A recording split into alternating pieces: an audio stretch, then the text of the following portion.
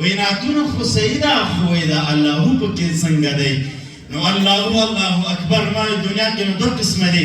یو د الله والا دی او یو د شیطان والا دی دنیا کې خو بس نشته دی خو یا دا دی چې د الله والا وي یا به د الله والا نه داسې نشي کېدی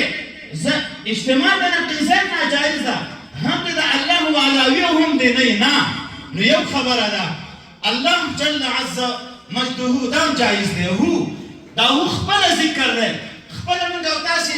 خپل په دې منځونو کې وایي قل هو الله دا خپل زمین د علماء کرام پې پوهېږي نو دا هم ذکر دی نو ما یو چا سره بحث یو شیخ صاحب ما ته وایي نه الله خو جایز دی جهریم جایز دی خو یې د ناس سره په ترنم کې چې دا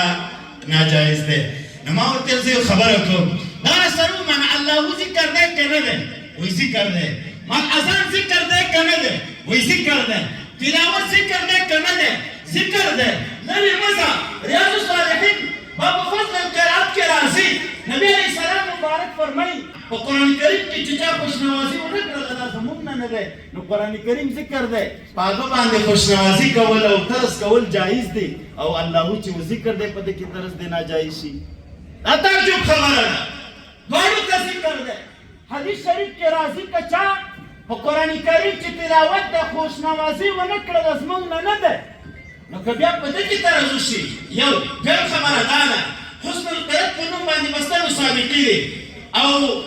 امارت اسلامي کې وخت کې په امر هم کړی چې باید وکړي په دې کې څه شی خلک کوي دې کې عادي تلاوت نه کېږي دې کې حسن قرأت وي اواز به پکې ښایسته کې اوږد اواز به پکې کې او لنډۍ به او قاري صاحبان په دې پوهېږي نو هغه هم ذکر دی بنا بر هر تقدیر دا جایز دی اوس خبره دې ته راځم